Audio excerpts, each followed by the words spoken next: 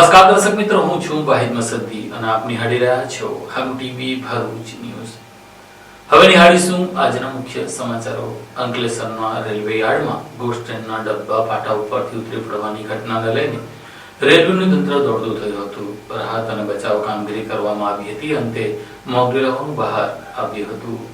Ankleshwar railway યાર્ડમાં goods ટ્રેનના ડબ્બા પાટા પરથી ઉતરી પડ્યાની ઘટનાનું દ્રશ્ય સર્જાતા થોડા સમય માટે દોડધામ મચી હતી। બાદમાં સ્પષ્ટ થયું કે આ ઘટના વાસ્તવિક નહીં પરંતુ રેલવે વિભાગ દ્વારા આયોજિત ડિરેલમેન્ટ મોકડ્રીલનો ભાગ હતી। મોકડ્રીલ દરમિયાન રેલવેના ઉચ્ચ અધિકારીઓ તાત્કાલિક ઘટનાસ્થળે પહોંચ્યા। અકસ્માત જેવી પરિસ્થિતિમાં રાહત અને બચાવ કામગીરી કેવી રીતે ઝડપી અને અસરકારક રીતે કરવી તે અંગે પ્રાયોગિક તાલીમ આપવામાં આવી। રેલવે વિભાગ, ફાયર બ્રિગેડ તેમજ અન્ય સંકળાયેલા તંત્રો વચ્ચે સંકલન કેવી રીતે સાધવું તે બાબત પર ખાસ ભાર મુકાયો હતો। આ મોકડ્રીલમાં અંકલેશ્વર અને પાનોલી વિસ્તારના ફાયર ફાઈટરો ઘટનાસ્થળે પહોંચ્યા અને આગ બુઝાવવાની તેમજ બચાવ કામગીરીનું પ્રદર્શન કર્યું। સમગ્ર પ્રક્રિયા દરમિયાન સુરક્ષા નિયમોનું કડક પાલન કરવામાં આવ્યું। સ્ટેશન સુપ્રિન્ટેન્ડન્ટ પરમેશ્વરસિંહે જણાવ્યું હતું કે આવી મોકડ્રીલનો હેતુ વાસ્તવિક અકસ્માતની સ્થિતિમાં સમયસર અને અસરકારક રીતે કામગીરી કરી શકાય તે માટે તૈયારીને વધુ મજબૂત બનાવવાનો છે।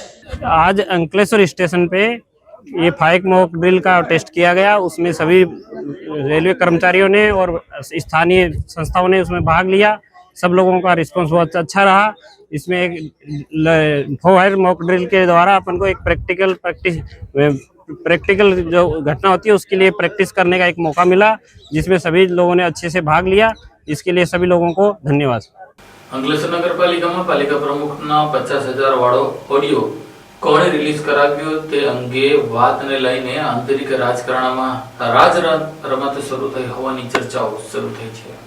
અંકલેશ્વર નગરપાલિકામાં અનિયમિત કામગીરી બદલ કોન્ટ્રાક્ટરના બિલમાંથી અંદાજે રૂપિયા 2 લાખ કાપી લેવાના બદલે રૂપિયા 50,000ની લાંચ માંગવામાં આવી હોવાની ઓડિયો ક્લિપ વાયરલ થતા જ આ મુદ્દો માત્ર નગરપાલિકા પૂરતો સીમિત રહ્યો નથી પરંતુ રાજકીય આક્ષેપ પ્રત્યારોપના કેન્દ્રમાં આવી ગયો છે। ઓડિયો વાયરલ થયા બાદ કોંગ્રેસ તથા યુથ કોંગ્રેસ દ્વારા પાલિકા કચેરી ખાતે ઢોલ નગારા અને મ્યુઝિક સિસ્ટમ સાથે ઉગ્ર દેખાવો યોજવામાં આવ્યા। કાર્યકરો દ્વારા ચિલ્ડ્રન બેંકની નોટો ઉડાવી પ્રતિકાત્મક વિરોધ નોંધાવાયો। પાલિકા પ્રમુખ લલિતા રાજપુરોહિતને પદભ્રષ્ટ કરવાની માંગ સાથે તોડબાજ પતિ પત્ની હટાવો અને ભાજપના રાજમાં ભ્રષ્ટાચાર જેવા નારા લગાવવામાં આવ્યા, જેનાથી રાજકીય માહોલ વધુ તણાવભર્યો બન્યો। આ ઘટનાએ સોશિયલ મીડિયામાં પણ ભારે ચર્ચા જગાવી છે। સૌથી ચર્ચાસ્પદ મુદ્દો એ છે કે આ ઓડિયો ક્લિપ વાસ્તવમાં કોણે વાયરલ કરી। કેટલાક વર્ગો દ્વારા આશંકા વ્યક્ત કરવામાં આવી રહી છે કે ભાજપના જ કોઈ નેતાએ આંતરિક ખેંચતાણના ભાગરૂપે આ ક્લિપ બહાર પાડી હશે, ત્યારે અન્ય લોકો નગરપાલિકાના કોઈ અધિકારી કે કર્મચારી દ્વારા ઓડિયો લીક કરવામાં આવ્યો હોવાનો દાવો કરી રહ્યા છે। હકીકત જે હોય તે, પરંતુ આ ચર્ચાઓએ શહેરના રાજકીય વર્તુળોમાં શંકા અને અવિશ્વાસનું વાતાવરણ ઉભું કર્યું છે। આ સમગ્ર ઘટનામાં વધુ એક ચર્ચાસ્પદ પાસું પોલીસ તંત્રની ભૂમિકા રહ્યું છે। ગતરોજ કોંગ્રેસના વિરોધ દરમિયાન પોલીસે નરમ વલણ દાખવ્યું હોવાનું કહેવાય છે। સામાન્ય રીતે અગાઉ કોંગ્રેસ દ્વારા કોઈ વિરોધ કે કાર્યક્રમ યોજાતા પહેલા સ્થાનિક કાર્યકર્તાઓને ડિટેન કરી પોલીસ સ્ટેશન ખાતે નજરબંધ રાખવામાં આવતા હતા, ત્યારે આ વખતે વિરોધ માટે સંપૂર્ણપણે છૂટ કેમ આપવામાં આવી, એના પાછળ કોની દોરું સંચાર હતું તે અંગે પણ શહેરભરમાં ચર્ચાઓ ચાલી રહી છે। કોંગ્રેસનો વિરોધ વિપક્ષ તરીકે યોગ્ય હતું તેમાં કંઈ ખોટું પણ નથી, પણ શાસકો પૈકીના મોટા નેતાઓ પણ ઈચ્છતા હતા કે આ મામલેને તૂલ મળે તેવી ચર્ચા છે। જોકે રાજનીતિનો નિયમ છે કે ખેંચતાણ વધે ત્યારે કિસ્સા સરેઆમ થવા માંડે। કુલ મળીને કથિત ભ્રષ્ટાચારની ઓડિયો ક્લિપ એ અંકલેશ્વરની રાજનીતિને માત્ર ગરમાવી નથી પરંતુ સત્તાધારી પક્ષ અને વહીવટી તંત્રની ભૂમિકાને લઈને અનેક પ્રશ્નો ઉભા કર્યા છે। હવે મહત્વનું એ છે કે આ સમગ્ર મામલે નિષ્પક્ષ તપાસ થાય અને સત્ય બહાર આવે, જેથી લોકશાહી સંસ્થાઓ પર જનવિશ્વાસ ટકી શકે। ભરૂચના નબીપુર ગામ ખાતે વહેલી સવારે દક્ષિણ ગુજરાત વીજ કંપની લિમિટેડ દ્વારા વ્યાપક વીજ મીટરોની ચેકિંગ હાથ ધરવામાં આવી હતી। નબીપુર ગામે આજે વહેલી પરોઢે ડીજીવીસીએલ દ્વારા વ્યાપક વીજ ચેકિંગ હાથ ધરવામાં આવ્યું। આ કાર્યવાહીમાં ડીજીવીસીએલની આશરે 20 ટીમોએ ગામના વિવિધ વિસ્તારોમાં 300 જેટલા વીજ જોડાણોની તપાસ કરી હતી। ચેકિંગ દરમિયાન કોઈ અનિચ્છનીય ઘટના ન બને તે માટે પોલીસનો પૂરતો બંદોબસ્ત ગોઠવવામાં આવ્યો। સમગ્ર કાર્યવાહી શાંતિપૂર્ણ રીતે પૂર્ણ થઈ હોવાનું જાણવા મળ્યું છે। વીજ ચોરી કે અન્ય કોઈ ગેરરીતિ સામે આવી છે કે કેમ તે અંગે સમાચાર લખાય છે ત્યાં સુધી કોઈ સત્તાવાર વિગતો જાહેર કરવામાં નથી આવી। જો કે આ અચાનક કાર્યવાહીથી વીજ ગેરરીતિ કરનારોમાં ભયનો માહોલ જોવા મળ્યો। નિયમિત વીજ ગ્રાહકોએ ડીજીવીસીએલની આ કાર્યવાહીને આવકારી સંતોષ વ્યક્ત કર્યો, જ્યારે ગેરરીતિ કરનારાઓમાં ચિંતા વ્યાપી હોવાનું ચર્ચાઈ રહ્યું છે। ભરૂચના ચાવત પાસે આવેલી બંધ પડેલી વિડીયોકોન કંપનીના વેરહાઉસમાંથી 2 લાખ ઉપરાંતની 10 ટીવી ચોરી થતા પોલીસે ચોરીનો ભેદ ઉકેલી નાખ્યો હતો।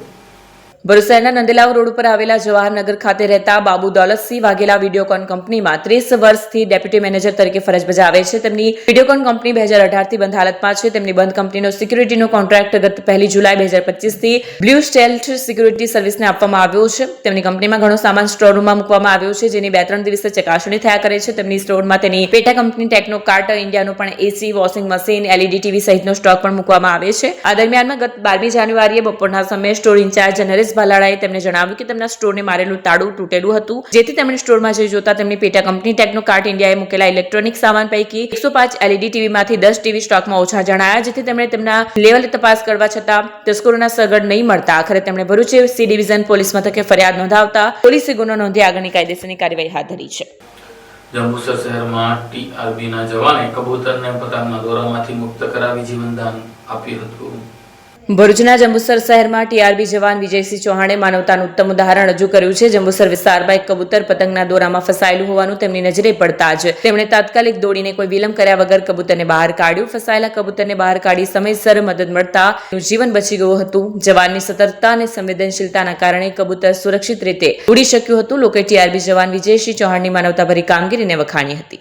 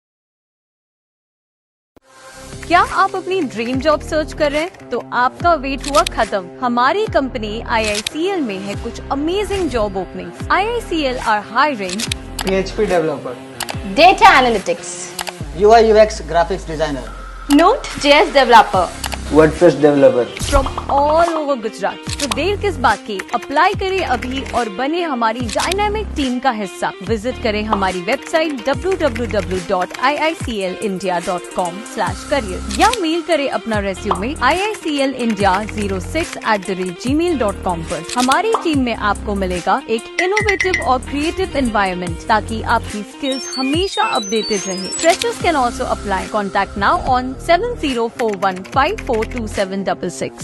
ભરૂચ શહેરના વિવિધ વોર્ડમાં આજે વિકાસ કામો અધૂરા હોવાની રજૂઆત કરવા આમ આદમી પાર્ટીના આગેવાનો ભરૂચ નગરપાલિકા ખાતે પહોંચ્યા હતા અને રજૂઆત કરી હતી.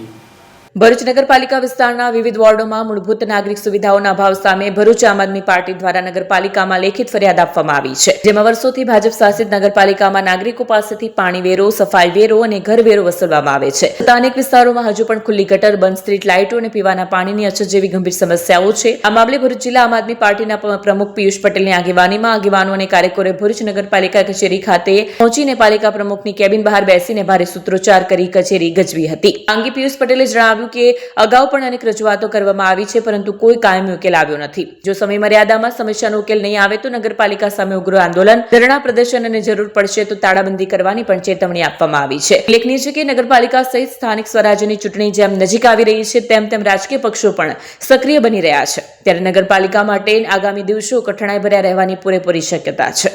ભરૂચ નગરપાલિકામાં 11 વોર્ડ આવેલા છે. 44 કાઉન્સિલર ભાજપ, કોંગ્રેસના અને અન્ય પાર્ટીના પણ છે. પરંતુ તમામ કાઉન્સિલર જનતાની જે કામગીરી છે, જનતાની જે સેવા છે એની અંદર નિષ્ફળ જઈ રહ્યા હોય એવું દેખાઈ રહ્યું છે. અગાઉ પણ વોર્ડ નંબર 6 ના રહીશ હોય, 5 ના હોય, વોર્ડ નંબર 3 ના હોય, વોર્ડ નંબર 4 ના હોય. આજે વોર્ડ નંબર 2 ના રહીશો સાથે ભરૂચ નગરપાલિકા પ્રમુખને એક રજૂઆત કરવા માટે આવ્યા છે. આ નગરપાલિકાની અંદર જેટલા પણ સત્તાધીશો બેઠા છે, વિપક્ષમાં બેઠા છે, તમામ લોકો નિષ્ફળ જઈ રહ્યા છે. સ્થાનિક લોકોને ગટરની સુવિધાઓ નથી મળતી, સ્થાનિક લોકોને રોડ રસ્તાની સુવિધાઓ કેટલાક વિસ્તારની અંદર નથી, કેટલાક વિસ્તારની અંદર લાઇટની સમસ્યા છે. આ તમામ સમસ્યાઓને આજે જનતાએ આમ આદમી પાર્ટીના કાર્યકર્તાઓને ધ્યાન દોર્યું અને આમ આદમી પાર્ટી આજે જનતાની સાથે અહીંયા રજૂઆત કરવા માટે આવી છે. આ મીડિયાના માધ્યમથી નગરપાલિકા અને તંત્રને પણ કહેવા માંગીએ છીએ, આગામી 10 દિવસની અંદર તમામ વોર્ડની તાત્કાલિકના ધોરણે તપાસ કરાવે, ત્યાં આગળ વિઝિટ કરાવે, જે કંઈ પણ સમસ્યાઓ છે એ સમસ્યાઓનું નિરાકરણ પરમેનન્ટ આવે એના પ્રયત્ન કરવામાં આવે. જો આવું કરવામાં નગરપાલિકા નિષ્ફળ થશે તો 10 દિવસ પછી આ નગરપાલિકાને અમે તારાબંધી કરીશું અને ઉગ્રથી ઉગ્ર આંદોલન કરીશું. આમ આદમી પાર્ટીની સમગ્ર ટીમ સ્થાનિક રહીશોની સાથે છે અને હર હંમેશા જનતાનો અવાજ બનીને એમની સાથે ઉભા રહેશે. ભરૂચ જેએનએફસી દ્વારા CRS ફંડમાંથી શ્રી ગોવર્ધન રૂગ્ણાલય હોસ્પિટલને CRM મશીનની ભેટ આપવામાં આવી હતી.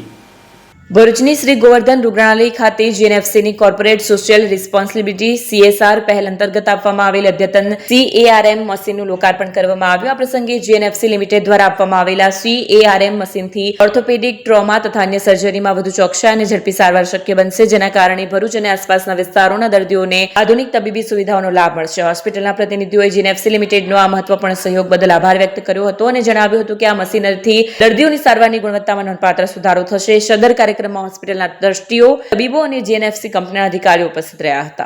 जीएनएफसी ने अपने CSR बजट से एक छोटा सा पहल गोवर्धन हॉस्पिटल में एक CM मशीन की रिक्वेस्ट, वहाँ के ट्रस्टी भरत भाई का रिक्वेस्ट था, जो हमने 2 साल से मैनेजमेंट में पुट किया और फिर मैनेजिंग डायरेक्टर साहब ने अप्रूव किया और हमने एक छोटा सा CSR से पहल गोवर्धन हॉस्पिटल में CM मशीन की रिक्वेस्ट को अप्रूव की, जिसकी कॉस्ट अराउंड 16 लाख रुपीज़ है.